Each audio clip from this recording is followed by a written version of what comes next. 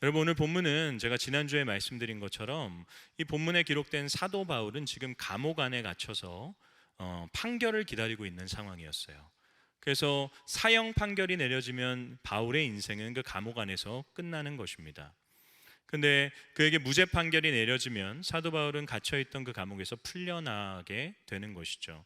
생사의 기로의 순간입니다. 그런데 그 순간 앞에서 사도 바울은 21절과 23절 말씀을 보게 되면 이런 고백을 합니다. 우리 함께 읽어보겠습니다. 이는 내게 사는 것이 그리스도니 죽는 것도 유익함이라. 그러나 만일 육신으로 사는 이것이 내 일의 열매이신데 무엇을 택해야 하는지 나는 알지 못하노라. 내가 그 둘 사이에 끼었으니 차라리 세상을 떠나서 그리스도와 함께 있는 것이 훨씬 더 좋은 일이라. 그렇게 하고 싶으나. 여러분, 사도 바울은 22절 말씀을 보게 되면 자신이 무죄 판결을 받고 풀려나게 돼서 내가 원래 감당해야 되는 나의 복음을 위한 일들을 감당할 때 내 인생에 많은 그 복음의 열매가 맺힐 거다라는 얘기를 합니다. 그런데 여러분, 이어지는 말씀을 보게 되면 사도 바울은 그것을 알고 있지만 자신이 진정으로 바라는 것은 무엇이냐면, 이미 나는 그리스도께서 내 안에 계셔서 죽음도 유익해진 인생이 되었기 때문에 나는 빨리 이 육신을 벗어번지고 떠나서 하나님과 영원한 삶을 살아가고 싶다라는 고백을 합니다. 그게 자신이 진정으로 원하는 일이다. 그게 자신에게 유익한 일이고 좋은 일이다 라고 얘기하고 있는 것이죠. 사랑하는 성도 여러분, 사도 바울의 고백을 통해서 알 수 있는 것이 무엇입니까? 사도 바울은 어떤 상황에서도 그리스도와의 영원한 삶을 소망했던 인생이라는 것입니다. 사도 바울에게 있어서 이 감옥은 자신을 절망에 빠뜨리는 장소가 아니라 그리스도와의 영원한 삶을 소망하게 하는 장소였다라는 것이죠. 그는 말 그대로 이 땅에 풀려나게 돼서 이 땅에서 자신이 누리게 될 많은 영광과 명예와 어떤 사람들의 인정과 존중보다 그리스도 안에서의 완전하고도 영원한 삶을 끊임없이 소망하는 인생이었다라는 거죠. 여러분, 이것을 저와 여러분에게도 동일하게 적용할 수 있지 않습니까? 저는 개인적으로 정말 어떤 상황에서도 그리스도와의 영원한 삶을 소망할 수 있는 것이 그리스도인의 중요한 특권이라고 생각합니다. 여러분, 장례식이 그렇지 않나요? 장례는 죽음이 내 눈앞에 와 있는 상황이에요. 정말로 생생하게 죽음을 만져보고 눈으로 볼 수 있는 순간입니다. 사랑하는 사람의 죽음 앞에서 그리스도인들은 곡하지 않아요. 그리스도인들은 찬양합니다. 하나님의 은혜를 감사하며 그분께 찬양하죠. 기도할 때 뭐라고 합니까? 원망과 불만을 얘기하는 게 아니라 하나님 아버지의 은혜와 사랑에 감사한다라고 기도를 합니다. 여러분, 이거 이상한 것 아닙니까? 사랑하는 사람의 죽음 앞에서 우리는 곡하지 않아요. 우리는 오히려 찬양합니다. 우리는 오히려 감사의 기도를 드릴 수 있는 인생들이에요. 왜 그렇습니까? 우리 안에 그리스도께서 살아계시기 때문에 우리는 그리스도와의 영원한 삶이 기다리고 있다는 것을 확신하고 소망하는 자들이기 때문입니다. 사랑하는 성도 여러분, 여러분의 감옥은 어디입니까? 여러분을 짙은 절망으로 빠뜨리고 여러분을 짙은 괴로움으로 빠뜨리고 더욱더 어둠 가운데로 끌고 가고 있는 여러분의 감옥은 어디입니까? 근데 여러분, 절망이 짙으면 짙어질수록, 여러분의 슬픔이 짙으면 짙을수록 우리는 그 속에서 더 그리스도와의 영원한 삶을 소망할 수 있습니다. 어떤 상황에서도 우리는 예수 그리스도, 그분 안에 있기 때문에 죽음도 유익해진 인생이 되었기 때문입니다. 사랑하는 성도 여러분, 저는 저와 여러분이 그리스도인만이 누릴 수 있는 이 특권을 누리는 인생이 되기를 주님의 이름으로 축원합니다. 여러분, 이것을 소망할 수 있어요. 그런데 그렇다고 해서 지금 당장 내가 그리스도께 갈 수 있는 것은 아니죠. 왜냐하면 내가 이 땅에 존재하고 있다라고 하는 것은 우리는 그 영원한 본향을 늘 소망해야 되지만, 내가 이 땅에 존재하고 있고 아직까지 생존해 있다라고 하는 것은 하나님께서 나를 통해 하시고자 하는 그분의 뜻이 있다라는 것을 의미하기 때문이에요. 사도 바울도 이걸 알았습니다. 그래서 여러분, 25절 말씀을 보시겠어요? 25절 그 하반절을 보게 되면 사도 바울이 뭐라고 얘기하냐면, 내가 너희와 함께 거할 것을 확실히 안다라고 얘기해요. 확신한다라고 얘기합니다. 내가 이제 곧 풀려나서 너희와 함께 빌립보 교회 너희에게 가서 내가 너희를 만나서 너희와 함께 거할 거다라고 얘기하는 거죠. 아직 판결이 난 상황이 아니었어요. 아직 사도 바울에게 너가 무죄 판결을 받을 거다라고 얘기가 들어온 상황이 아니었습니다. 그런데 바울은 확신하고 있어요. 바울의 확신의 근거, 그가 확신한 대로 그는 풀려납니다. 감옥에서 그의 인생이 끝나지 않아요. 그리고 바울은 정말로 빌립보 교회 성도들과 기쁨의 제회를 하게 됩니다. 근데 여러분, 바울이 이걸 어떻게 확신할 수 있었을까요? 확신의 근거가 4절과 5절 말씀에 등장합니다. 함께 읽어보겠습니다. 내가 육신으로 있는 것이 너희를 위하여 더 유익하리라. 내가 살 것과 너희 믿음의 진보와 기쁨을 위하여 너희 무리와 함께 거할 이것을 확실히 아노니. 여러분, 사도 바울이 뭐라고 하나요? 내가 육신으로 있는 것, 이 땅을 떠나지 않고 육신으로 있는 것이 너희를 위하여 더 유익하다라고 얘기합니다. 사도 바울은 자신이 빌립보 교회 성도들과 함께 있을 때 그들에게 더 유익하다라는 사실을 고백했어요. 사도 바울에게 유익했던 것은 무엇입니까? 이 세상을 떠나는 거죠. 그리스도와 함께 있는 것입니다. 그런데 자신이 이 세상을 떠나지 않고 그들과 함께 있는 게 빌립보 교회 성도들에게는 훨씬 더 유익하다라는 것을 그는 알고 있었어요. 바울은 뭘 고백하나요? 하나님은 나의 유익을 위해 일하는 분이 아니라 빌립보 교회의 유익을 위해 나를 사용하는 분이시기 때문에 내가 너희에게 있는 것이 아직 유익하기 때문에 하나님이 반드시 나를 풀려나게 하실 것이다 고백하는 거죠. 사도 바울은 하나님이 나의 유익과 내게 좋은 것을 이루시는 분이 아니라 나를 통해 다른 사람의 유익과 교회 공동체의 유익을 이루어 나가시는 분이시다라는 것을 확신했다라는 것입니다. 하나님이 사도 바울을 왜 살리십니까? 사도 바울의 유익을 위해서가 아닙니다. 사도 바울을 통해서 빌립보 교회의 유익을 만드시기 위함입니다. 바울이 이 땅에 감옥 안에서 인생이 끝나지 않고 그가 풀려나서 끊임없이 복음을 전하는 대로 또 다른 4차 전도 여행을 떠날 수 있었던 이유는 바울의 유익을 위해서가 아니라 바울을 통해 교회의 유익을 위해서 하나님이 그렇게 하셨다라는 거죠. 사도 바울의 쓰임새는 빌립보 교회 성도들의 유익이었습니다. 설교를 준비하는데 이게 저에게 그대로 적용이 됐어요. 하나님이 저를 이 낯선 대구 땅에 지금 2년 동안 살게 하셨어요. 동사 목사까지 해서 제가 여러분을 벌써 2년이나 만났습니다. 하나님이 왜 저를 이 대구 땅에 2년 동안 살게 하셨을까요? 저의 유익을 위해서가 아니라는 거죠. 범어 교회를 통해 나의 유익을 만들어내기 위한 것이 아니라는 것입니다. 여러분을 사용해서 제가 유익해지기 위해 하나님이 저를 이곳에 보낸 게 아니라 제가 있음을 통해 교회의 유익을 만들어내기 위해 하나님이 저를 이곳으로 보내셨다는 거죠.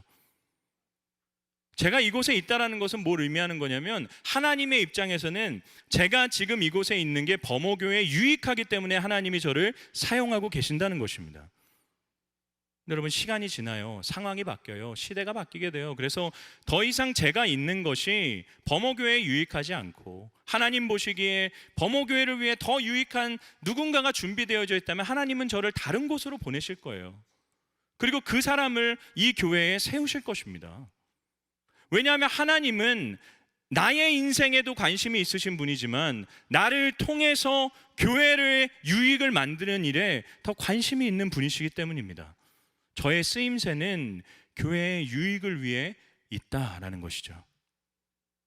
여러분, 저만 그렇습니까? 우리 교회 마찬가지 아닌가요? 우리 범어교회 왜 이곳에 있습니까? 우리 범어교회 어떻게 117년의 그 긴 세월을 뚫고 이곳에 생존해 있습니까? 왜 이 교회가 여전히 현재 진행형의 상태에 있습니까? 여러분, 우리 교회의 유익만을 위해서가 아니에요. 우리 교회를 통해 이 지역 사회를 유익하게 하기 위해서인 것입니다. 우리 교회는 그것을 위해 존재하는 거예요. 우리끼리 더 좋아지고 우리끼리 더 대단해지고 우리끼리 더 커지고 막 우리의 교세가 대단해지고 막 그걸 자랑하기 위해서 우리 교회가 이곳에 생존한 것이 아니라는 겁니다. 지역을 위해서, 우리 주변의 이웃들을 위해서 하나님이 우리 교회를 이 땅에 세우셨다는 것이죠. 여러분, 교회는 교회만을 위해서 존재하는 것이 아니에요. 교회는 늘 그 지역을 위해서 존재해야만 합니다. 요즘 제가 그런 걸 꿈꿔요.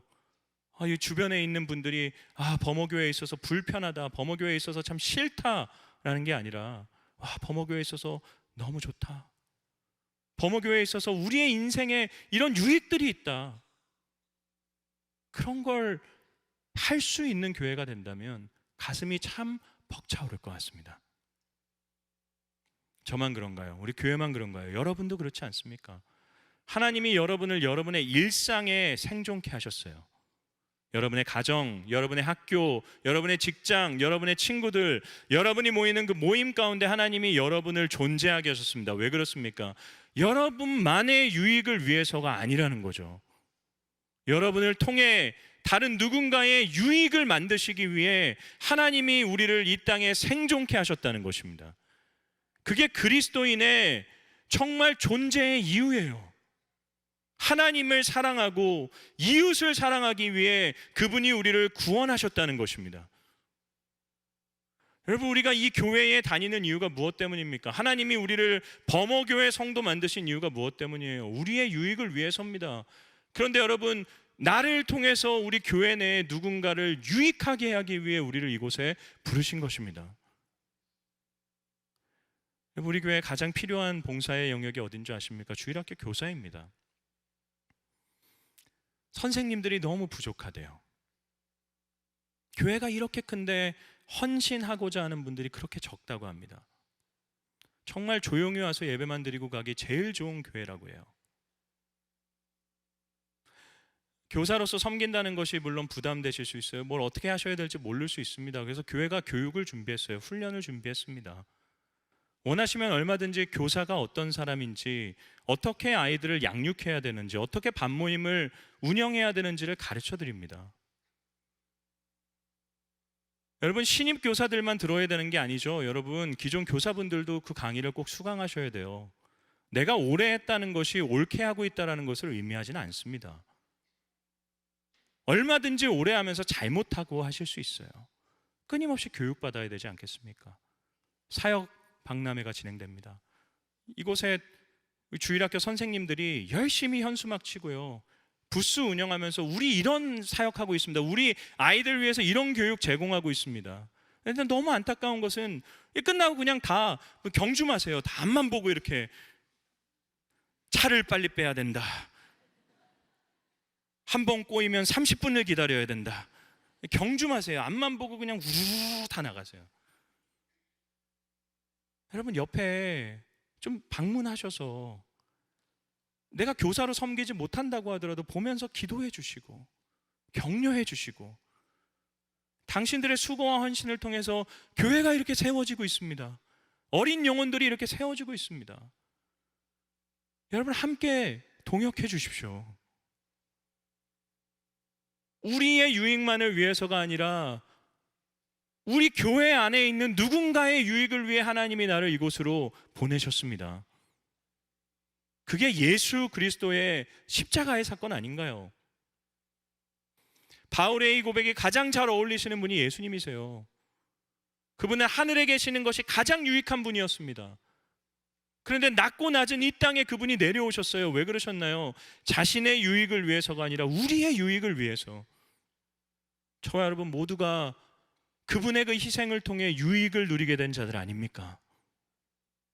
사랑하는 성도 여러분, 헌신하고 섬기는 것 힘든 것입니다. 그러나 하나님이 기뻐하실 것입니다. 저 확신합니다. 정말 확신합니다.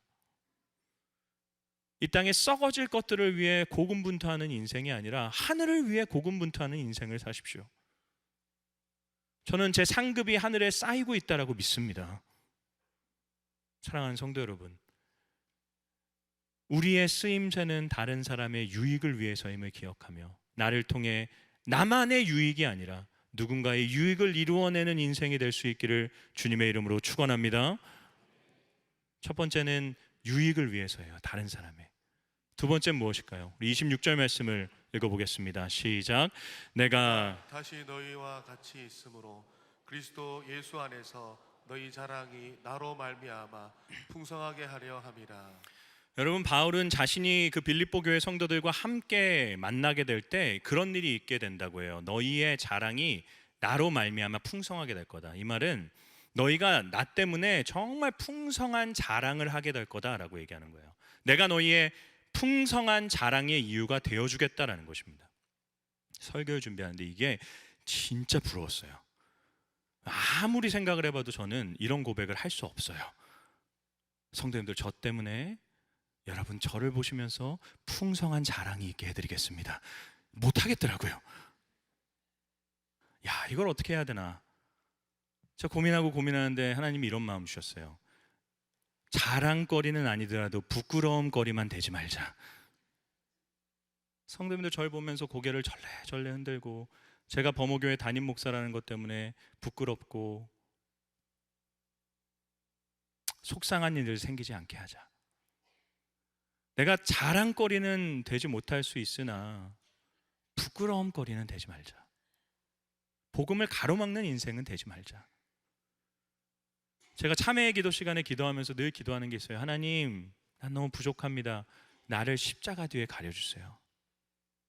나의 부족함이 복음을 전하고 설교를 하는데 방해거리가 되지 않게 해주세요. 여러분, 저만 그렇습니까?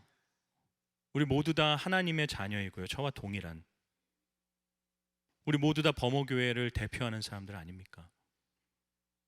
우리가 어떻게 하느냐에 따라서 하나님의 얼굴이, 우리 범호교회의 얼굴이 여러분 사람들에게 드러나는 거예요.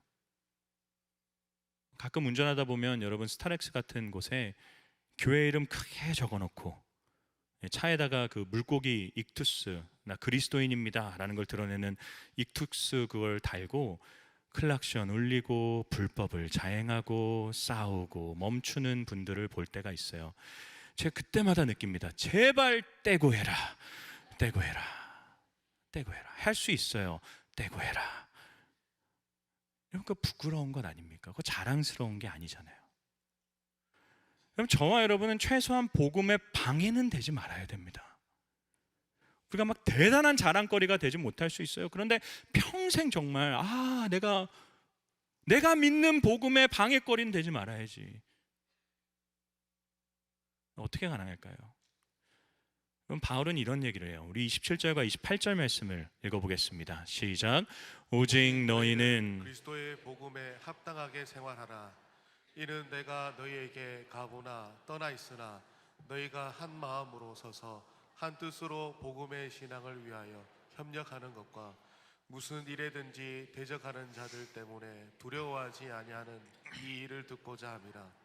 이것이 그들에게는 멸망의 증거요 너희에게는 구원의 증거이니 이는 하나님께로부터 난 것이라. 아멘. 사도 바울은 그들에게 그리스도의 복음에 합당하게 생활하라고 합니다. 이 말은 직역하면 너희가 천국 시민답게 살아라는 거예요.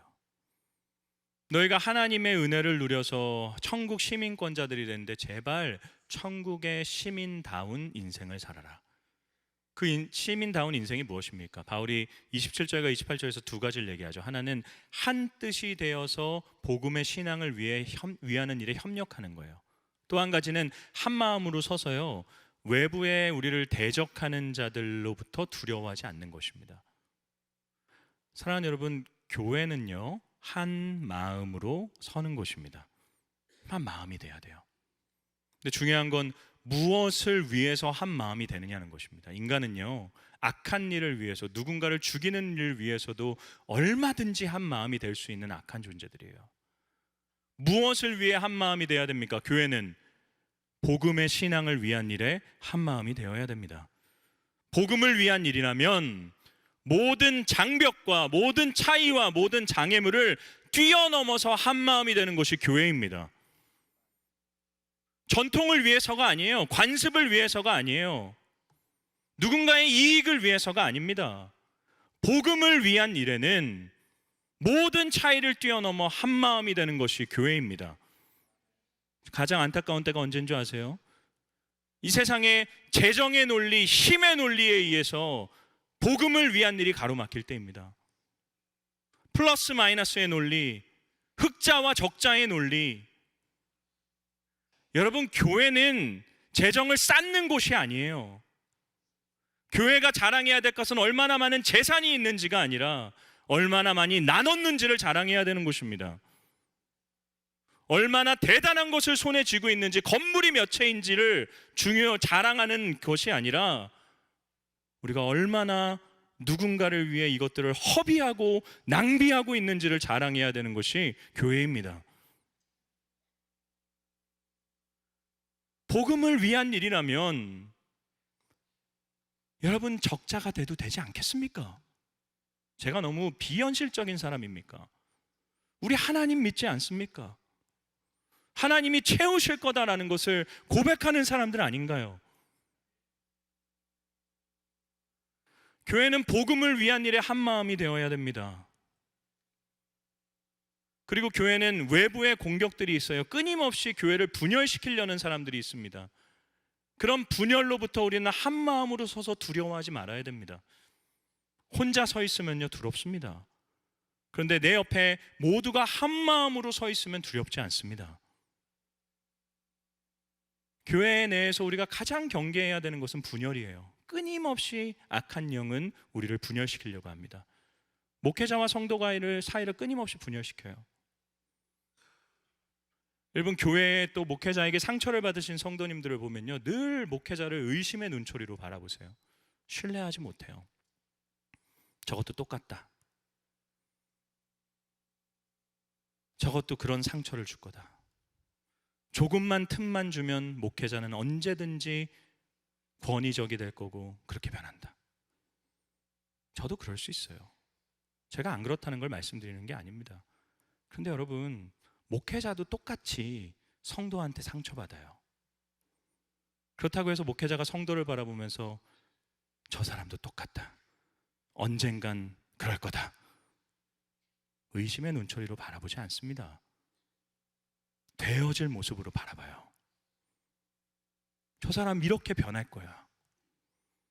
그분을 위해 기도합니다.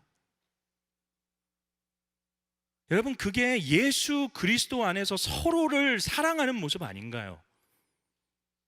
의심하는 거예요. 끊임없이. 조그만한 일에도 끊임없이 모든 상상을 다하는 겁니다. 근데 여러분, 우리 서로 되어질 모습으로 바라봐줘야 되는 거죠. 믿어줘야 되는 것 아닙니까? 왜 이렇게 교회 내에 분열이 많습니까? 왜 이렇게 서로 미워하는 것이 많습니까? 사랑하는 성도 여러분, 저는 우리 교회가 한 마음으로 서기를 진심으로 소망합니다. 교회가 한 마음이 되지 못하고 복음을 위한 일이 아니라 정말 사소한 일로 분열되고 깨어지는 것들을 제가 너무 많이 들어요. 그때마다 무서워요. 그 교회가 너무 안타깝기도 하고, 그래서 제가 그런 얘기를 들을 때마다 이런 기도해요. 하나님, 우리 범어교회를 지켜주세요. 분열로부터 지켜주세요. 우리 범어교회가 복음을 위한 일에 하나 되게 해주세요. 장벽을 뛰어넘게 해주세요. 상식을 뛰어넘게 해주세요. 하나님이 꾸게 하신 원대한 꿈을 향해 나아가게 해주세요.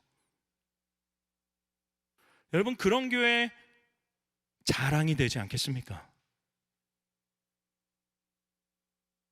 설교를 준비하면서 만약에 우리 교회가 그런 교회라면 저 지나가는 사람들 붙잡고 늘 자랑했을 것 같아요. 왜 자랑거리가 되지 않겠습니까? 사람에게만 자랑이 되지 않죠. 하나님께도 자랑이 돼요. 하나님은 자랑을 참지 않으시는 분이십니다. 여러분이 자녀의 어떤 좋은 모습을 보면요, 돌려서 어떻게든 그 자녀의 그 좋은 점을 자랑하는 것처럼 하나님도 자랑하세요. 욥기를 보십시오. 욥을 보면서 하나님이 사단에게 자랑해요. 내 종 욥을 보았냐?